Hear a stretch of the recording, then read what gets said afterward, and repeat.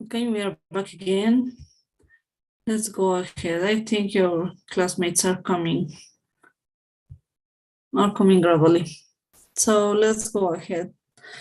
We have more information to check. Of course, we all know that the schizophrenia, it's not just in adults. It usually, now it's not a common situation. It's easier to find child in this, with this situation, with this disorder. Again, we have delusions, flat affect, and bizarre behavior. If you compare with the adult symptoms that are in the other, in this one, here we don't have bizarre behavior, but talking with children, we have bizarre behavior. Again, hallucinations, paucity of speech and thought, and disorganized thinking. We don't have the disorganized thinking when talking with about adults. About blood, and when we talk about it, no, we don't have to consider all of the situations that consider blood. We are going to take the most important details, I mean, and of course, the most common situations, I mean, a very general view of the lab report, because we have a specific class about lab report in the model 2. Just a general side of this, because it's a lot of information. Hematology is too large, too long. And now we have to get in touch with the most common vocabulary, okay? About the full blood count, well, we have to check these common expressions or these common definitions. Okay? For example, the simple test in investigation of blood diseases is the full blood count, FBC, the abbreviation, very common that we are going to use a lot. FBC measures the following in a sample of blood: the amount of hemoglobin, the number of different cells, the red blood cells, RBC, erythrocytes, white blood cells, WBC, leukocytes, and platelets, thrombocytes, the volume of the cells, and the erythrocyte sedimation rate, ESR, measurement of how quickly red blood cells fall to the bottom of a sample of blood. So we can check expressions, we can check vocabulary, and we have the full blood count, meaning full blood count, it's not going to take all the parameters we are talking about in blood, okay? For homework, for memorizing, we have the blood composition, for checking the vocabulary, for practicing this. And now we have the first slide talking about a specific situation, the anemia, a very common way. And now we have the comparison between the USA writing down and the United Kingdom writing down, just adding a vowel, okay? So if you read any of them, there's no trouble. They have the same pronunciation, the same meaning, of course, and then we check this. Pamela, can you listen to me? Yes, Miss. Anemia, the most common disease of the blood. It might be down to bleeding, loss of blood, exercise, destruction of red cells, low production, the diet is lacking or deficient in iron. Yeah, okay, thank you. Thank you so much. So you can see we have the vocabulary: bleeding, destruction, and deficient in iron, okay? So consider this. And now we have again a dialogue between a medical student and the professor, talking about a specific situation, okay? And well, let's read this, just the vocabulary, the most important in black and words. For example, the most likely diagnosis in this case, it's asking the professor, And the student, it's supporting the position that this is a chronic blood loss because, well, they are talking this, they are discussing a case, a patient case. That's why we have to check this.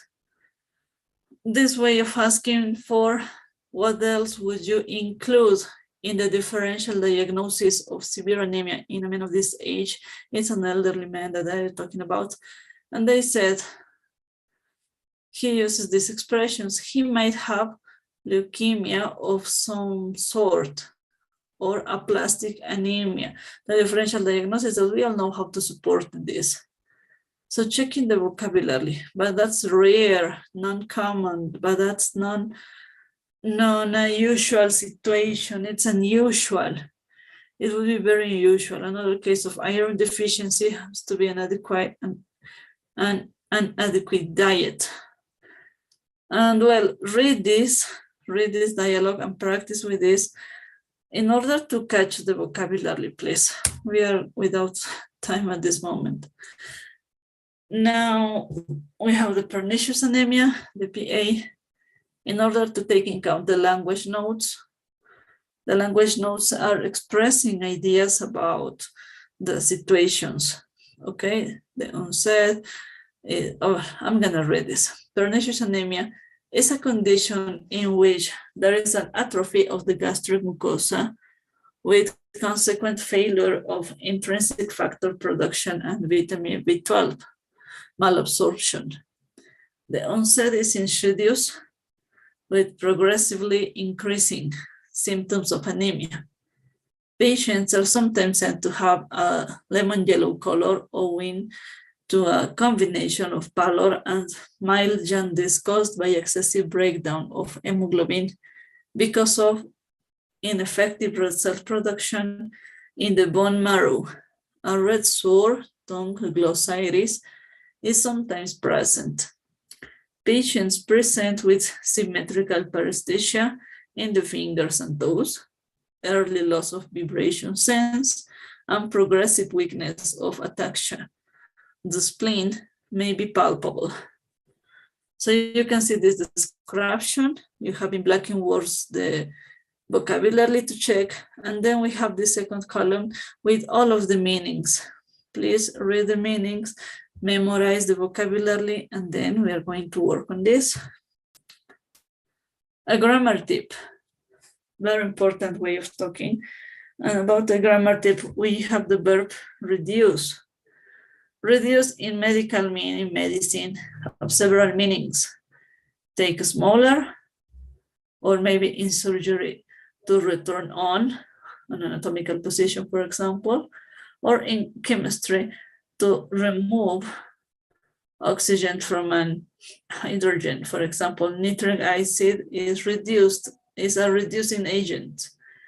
So you can see, checking this grammar tip might be easier to describe or to use the verb correctly. Well, oncology, again, a very, very difficult topic to talk about. Just let's watch the most important expressions could be. And we have this. Now, plasms. Ronald, can you listen to me? Ronald?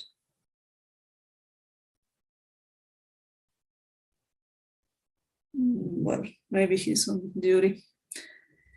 Another guy. Dennis, can you listen to me? No. Yes, I can listen, but I cannot see the screen. And yes, you sent and the me a Zoom message. is keep getting me out of the class from time to time. So I don't get in all of the class. Yes, so, you sent me a message. I try to take all that I can. Yes, you told me, don't worry, I'm going to take it in count. Thank you, Dennis, for coming back. I'm coming back again. I know it's not easy at this moment. Maybe Juliana? Well. Oh, Juliana, no está aquí. Well, that's no trouble. Neoplasms is an abnormal new growth of tissue. We all know this. A malignant neoplasm, as a new vocabulary, cancer, okay, are likely to spread and cause a serious illness or death. We have benign neoplasm, do not express and are less harmful, but we all know these situations. When speaking to patients, doctor generally say growth or tumor. That's the most common ways of talking from us to the patients. We can say you have a small growth or you have a small tumor in the bowel, for example. We're considering these two specific words, this slide, okay? A lump or swelling is a collection of tissue or fluid which is visible or palpable. Can be palpated or felt with the fingers. We all know this. We teach how to make self-exam, for example, in breasts, for catching the lumps or swellings, okay? A lump may be due to a neoplasm, but there are other causes such as inflammation or fluid accumulation. Patient says, I have a lump in my left breast. A lump is the most common way of describing from the patient.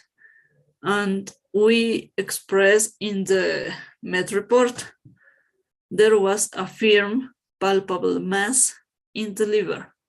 So you can see, it's not the same to say lump, the common term, that to say mass, and to describe the characteristic of the mass, the firm and palpable, and the anatomical structure it is, okay? So consider this in order of writing down.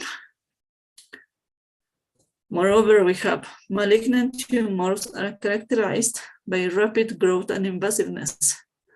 The tumor may invade local tissues or may spread to distant parts of the body, metastases. Neoplasms, which are the result of metastases, are called secondaries, as opposed to the original tumor, which is the primary. So we have here again the vocabulary to check, the ideas to catch out and practice, okay? We have this bubble, and it says, we have the results of a scan back now, and I'm afraid they show that you have a small growth in the prostate. Fortunately, it appears to be an early stage, and there is no sign of a spread. So you can see the difference. While talking to patients, we can say lump, we can say spread, we can say mass, we can say swelling, common expressions for understanding. While writing down, we have to use metastases, mass, we have to use more technical expressions, okay? And this expression, so if we remove it, this is expression, there is very chance of a complete cure. So consider this, okay? Note, to invade as a verb is to enter and spread throughout a part of the body. And its process is invasion as noun.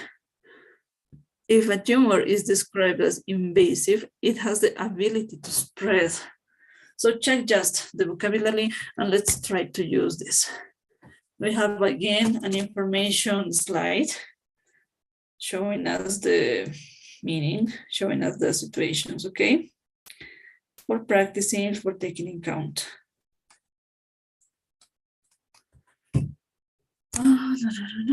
Now, symptoms and signs of malignancy. Well, we have the common signs and symptoms of cancer metastasis. And, well, for example, brain metastasis in brain, headaches, seizures, and vertigo, about the respiratory systems, cough, hemoptysis, and dyspnea, lymph nodes, lymphadenopathy, the liver, hepatomegaly, and jaundice, and the skeletal, pain, fractures, spinal cord compression syndrome, okay? So let's consider this vocabulary, let's consider this, again, expressions, okay? Symptoms and signs of malignancy is talking about the disease may be related to the size and location of the tumor. For example, a space occupying lesion in the brain causes raised intracranial pressure. And now we have the symptoms: headache, vomiting, or visual disturbances. Tumors of the colon may obstruct or block the lumen and cause change in the bowel habit. Other possible symptoms: bleeding, pain, weight loss. We all know why it happens. Now we have signs of brain cancer. Please check the vocabulary. The colon cancer, again, sign and symptoms. Let's practice with this. Let's check this. We have signs and symptoms of lung cancer and breast cancer. All of this vocabulary, of course, we are going to check during homework or maybe in test. Check all of them there, slides for information. That's why it's important. Now we have another case. And this case is going to give us more information and more vocabulary. A 33-year-old man presented to his GP complaining of painless lump on the right side of his neck, which had been present for about 2 months and was enlarging. He had been feeling generally unwell and had lost about 5 kilograms in weight. He also complaining of night sweats. He had no significant past medical history. It's talking about breast cancer in male, non-very common situation, and there are facts to know, just as an information slide again. But you have here more vocabulary to take in count, okay? Present, enlarging, and painless lump. Memorize it, practice with this. About the treatment of tumors, we have to consider that the tumor can sometimes be completely removed or excised by surgery. If it's not possible, for example, it has already metastasized to other part of the body, it may be possible to destroy it by radiotherapy or by chemotherapy, or maybe a combination of them. When a cure is not possible, palliative treatment is given, which is only intended to relieve symptoms. You have here the slide showing us, and that's okay. Okay, with the cancer treatment options, we have all of these color bubbles showing us the situation, okay? So memorize this, practice with this, and then we can go ahead. And that's all at this moment. I know it's a lot of information that maybe I'm missing. I'm not occupying at this moment, I'm not showing, but there's no other way to do it. And again, I send you, all of you, and apologize for all the technical disturbances, all the situations with the Zoom at this moment, not the internet devices or connection. Well, it's not possible to happen, so I'm sorry tonight. I have to correct it for tomorrow to the workshop. Now, I don't have the possibility to send the pool because the changes of the Zoom configuration, but I'm taking a picture from the participants to this session, and it's gonna be the assistants, the attendance that I'm gonna send to the academical superior. So give me a minute to take this picture, and I think that's all. All the assistants I'm going to send with the situations. Now I know who was working and who was not. So don't worry. Thanks everybody for coming. Thanks for using this holiday for being present. And I really appreciate your effort of doing this. Thanks for your patience, and see you tomorrow. About the homework that I didn't set yet, because from Friday to until this afternoon, I had disturbances with my laptop. All of the information is there, and I could save all of this. So I'm gonna send the homework during this night, and of course the key of of the first homework, I mean. So see you tomorrow, everybody. I took the picture, you can go home. Thanks for your attendance, for your patience, and for everything. Goodbye. Goodbye, Miss. Thank you, teacher. Goodbye. Good night. Have a good night.